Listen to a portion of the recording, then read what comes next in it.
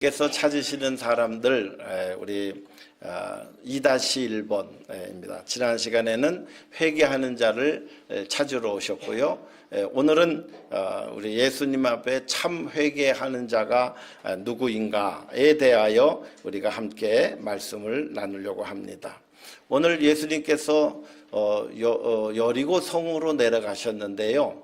여리고 성은요, 여러 가지 계절 특성상 다른 지역보다 곡식이 더 빨리 열매가 맺힙니다. 거기가 굉장히 따뜻한 지방이기 때문에 이 여리고 지방에는 이제 그 이집트의 왕이 여름 그런 그 겨울 별장으로 사용되기도 했었던 그렇게 풍경이 좋고 날씨가 따뜻한 그런 지역입니다. 그래서 그 곳에서 이제 작물을 재배를 일찍 하기 때문에 다른 지역으로 그 작물들을 내다 팔게 되면 아주 고수입을 아주 돈을 많이 벌 수 있는 그런 지역입니다. 그런데 그곳에 살고 있었던 이 삭개오라고 하는 사람은 여기 보니까 세리장이라 그렇게 얘기했습니다. 이 세리장이라고 하는 것은 영어로 텍스 컬렉터잖아요. 그 중에서도 가장 높은 분이었어요. 그래서 그 지역에서 걷어들이는 그 세금을 총괄하던 그런 분이었다. 이렇게 말씀을 드릴 수가 있습니다. 그런데 아쉽게도 그 당시의 세리들은 청렴하지가 못했습니다. 그래서 이제 많은 사람들에게 세금을 걷어들이는데 좀 이런 말씀 드려서 죄송합니다만은 좀 악랄하게 사람들에게 세금 걷는 일들을 아주 지독하게 많이 그렇게 했어요. 그래서 그렇게 하다 보니까 사람들이 얘기합니다. 저 사람은 인간도 아니야. 그렇게 이제 손가락질 받던 인물들이 바로 세리였습니다. 그래서 그들이 부자였고 돈이 많았지만은 그 사람들에게 유일하게 지목했던 닉네임이 하나가 있는데 저들은 큰 죄인이라 그렇게 이제 닉네임을 붙이고 살았습니다.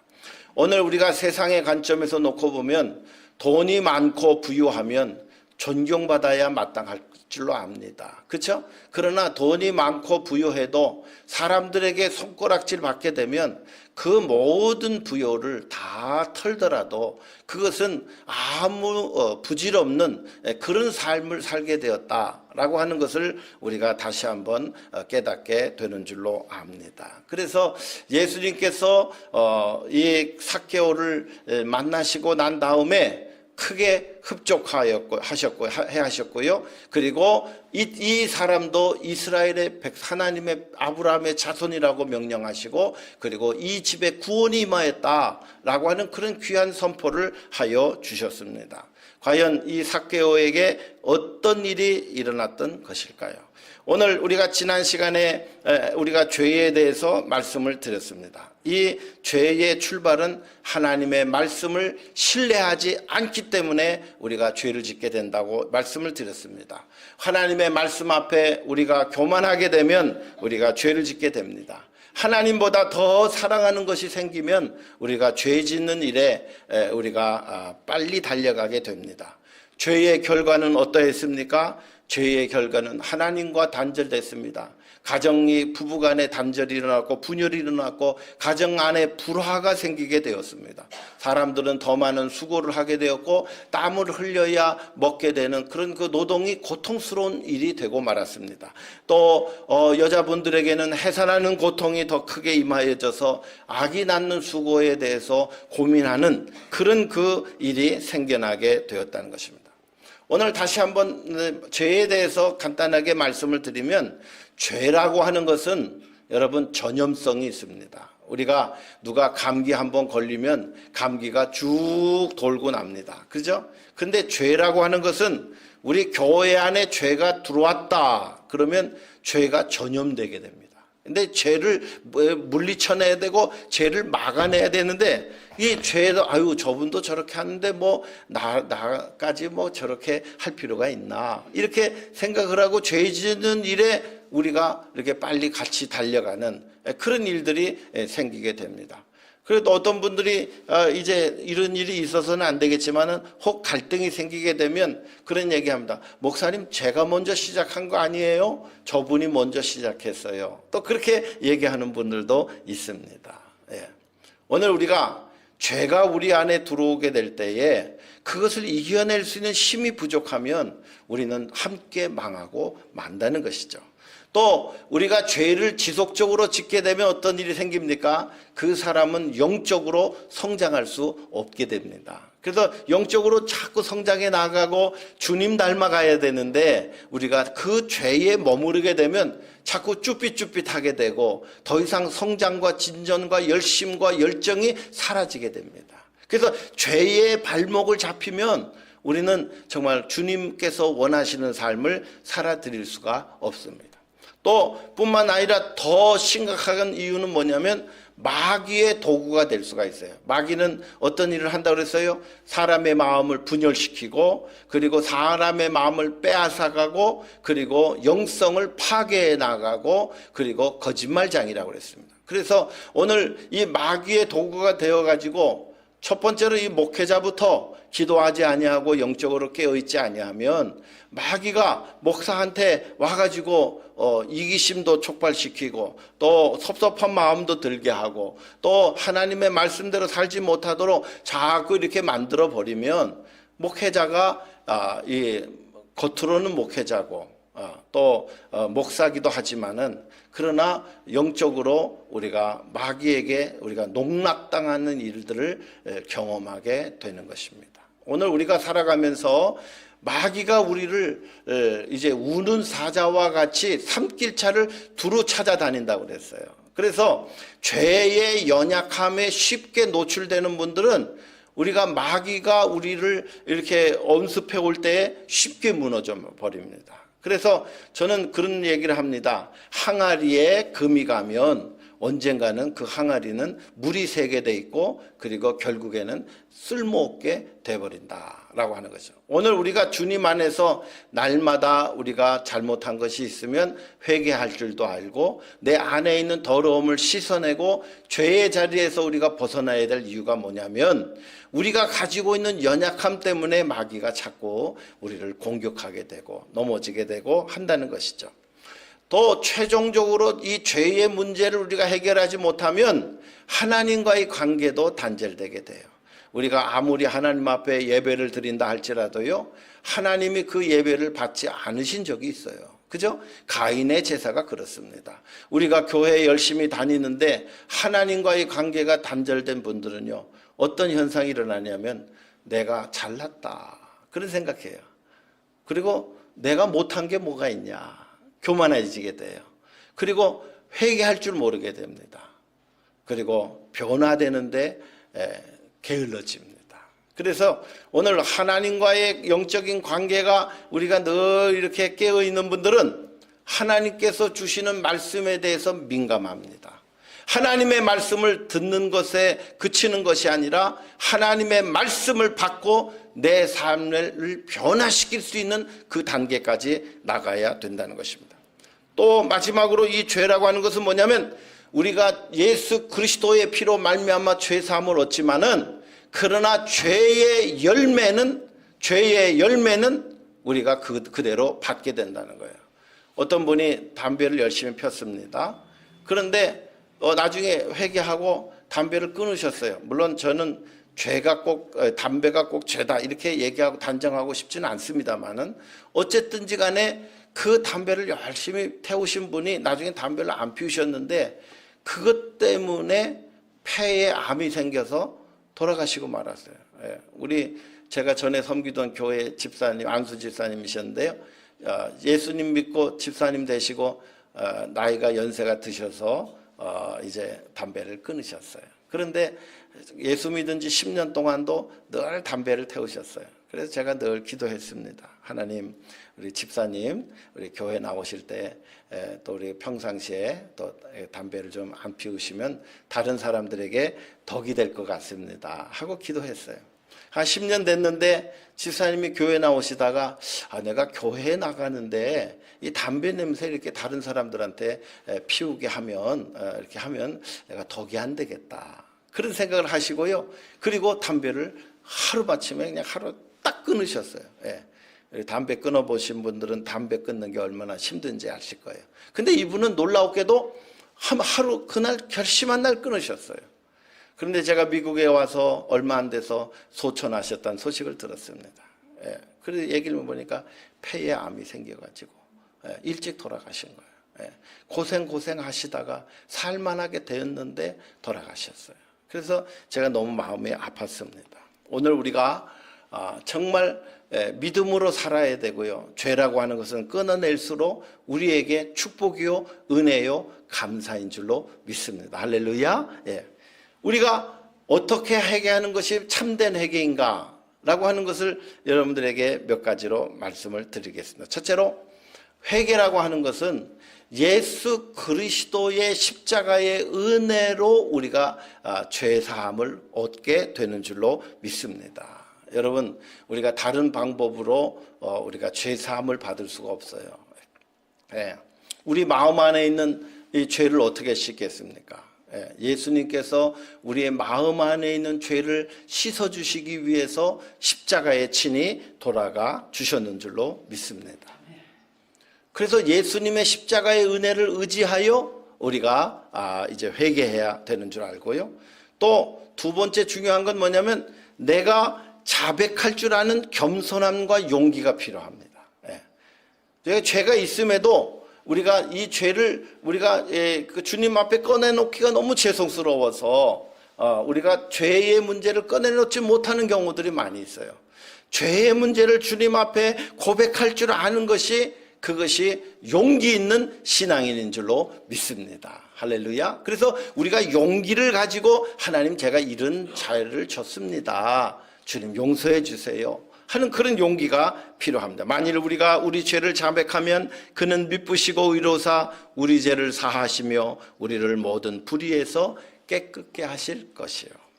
세 번째로는 우리가 죄를 고백하고 나서 오늘 우리가 믿음을 가져야 됩니다. 무슨 믿음이에요? 내가 예수님 앞에 내 죄를 고백하였으니 주님께서 내 죄를 말갛게 깨끗하게 하여 주셨는 줄로 믿습니다.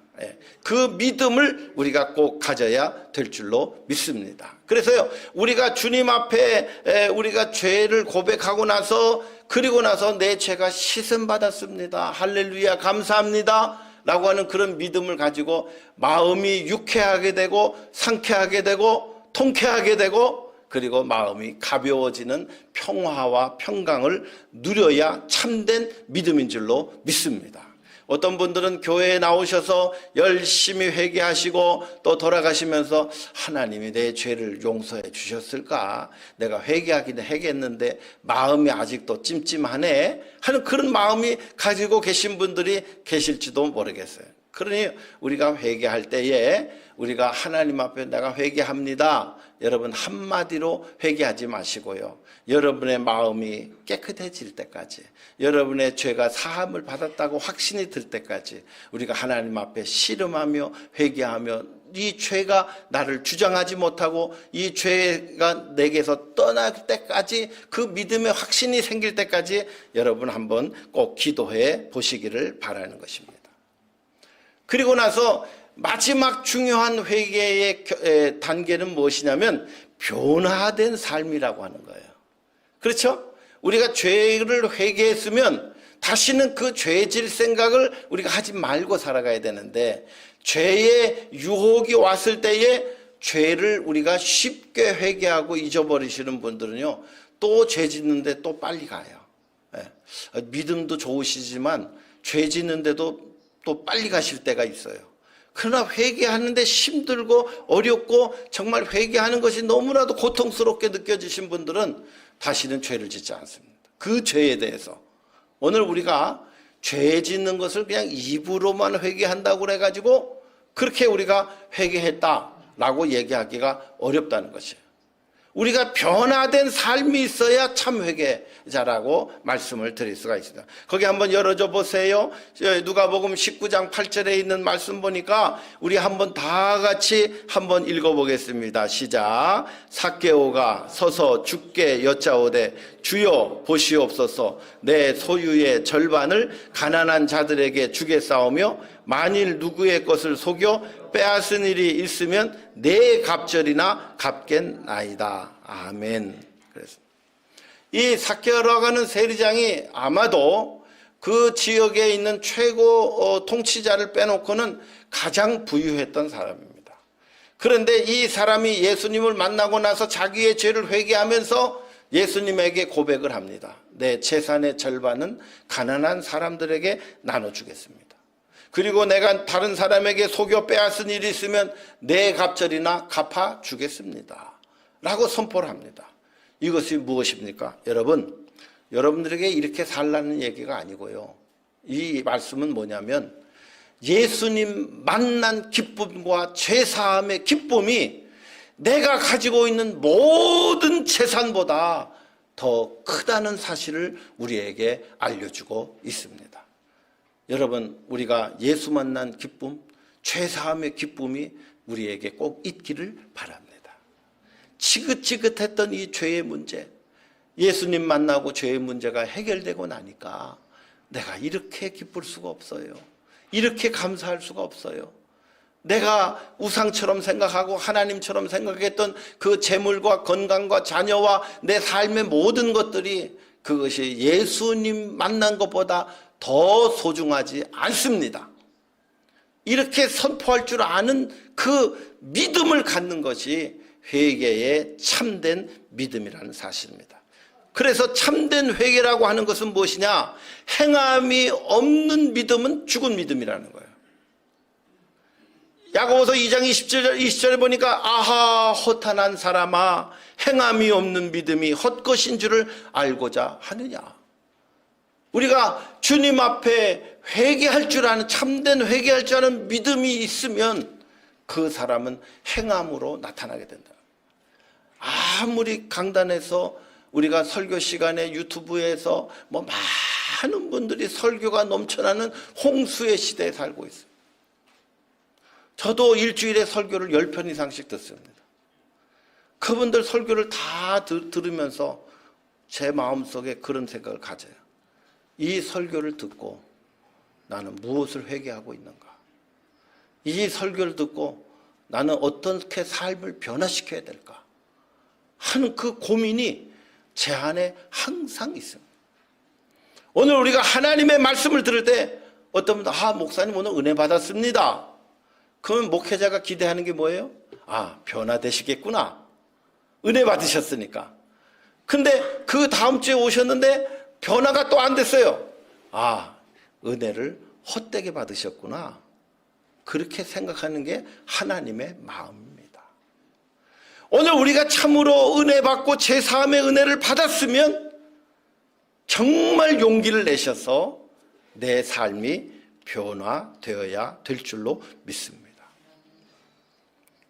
내가 변화되어야 가정이 변화되고 교회가 변화됩니다. 우리가 살아온 삶의 역사를 놓고 보면 저도 좀 단점이 많아요. 뭐냐면 이게 세속말로 꼰대질이라고 그러죠. 자꾸 지적하려고 하는 그런 욕구가요, 제 마음에 항상 있어요. 그래서 우리 자녀들한테도요, 자꾸 잘못된 거 이렇게 지적하다 보니까 애들이 저만 보면 슬금슬금 피해서 다 도망가 버려요. 그래서 내가 이거 자꾸 지적하는 거 이거 큰 잘못이구나. 지적하는 게 관계를 깨트리는 아주 중요한 그 안 좋은 일이구나 해서 그 다음부터는 아무리 하고 싶은 얘기가 있어도요, 우리 자녀들한테 그렇게 얘기 안 합니다. 하나님 앞에 기도하고 그리고 넘어갑니다. 그리고 같이 이렇게 격려해주고 축복해주고 그렇게 하다 보니까 애들이요, 그 다음부터는요, 아빠 밥 먹자. 전화 와서 밥 먹자 그러고 오늘 내가 낼게 하고 또 이렇게 만나기도 하고 자기 안에 있는 속에 있는 얘기도 하게도 되고요. 그렇게 되더라고요. 그러니까 오늘 내가 변화되어야 가정도 변화되고, 또 가정이 변화되면서 교회도 자꾸 이렇게 변화되는 거예요. 그래서 오늘 우리가 사람을 만나면 내가 변화돼야 될 게 뭔가 하는 것들을 참 생각하시는 분들이 그것이 바로 참 회개의 단계다, 이렇게 말씀을 드릴 수가 있습니다. 두 번째로 회개하게 되면 무엇을 회개하느냐라고 얘기했죠. 두 번째는요, 회개하는 분들은 가치관이 바뀌게 됩니다. 거기 또 한번 열어주세요. 우리 많이 읽어서 죄송합니다.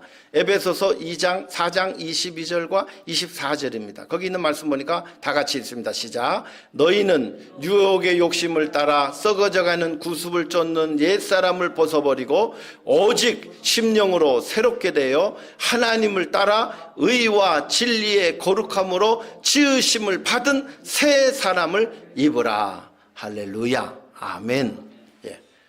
회개하는 분들은요, 가치관이 바뀌는 분들이에요.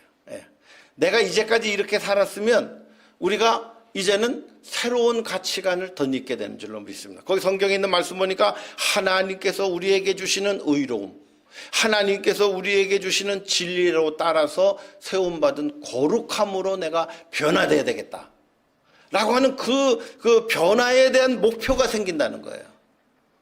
그래서 참된 회개를 할 줄 아는 분들은 가치관이 바뀌어져 가는 거예요. 그 다음에 세 번째로는 어떤 일이 생기냐면 우선순위도 바뀌게 됩니다. 과거에는 내 먹고 사는 문제가 더 시급한 분들이 있었어요. 내가 해야 될 이 가정의 일들이 더 급한 분이 있었어요. 그러나 성경은 마태복음 6장 33절에 뭐라고 하냐면 너희는 먼저 그의 나라와 그의 의를 구하라. 그리하면 이 모든 것을 너희에게 더하시리라. 그렇게 얘기했어요. 믿음 우선, 하나님 우선, 신앙 우선으로 우리가 나가요.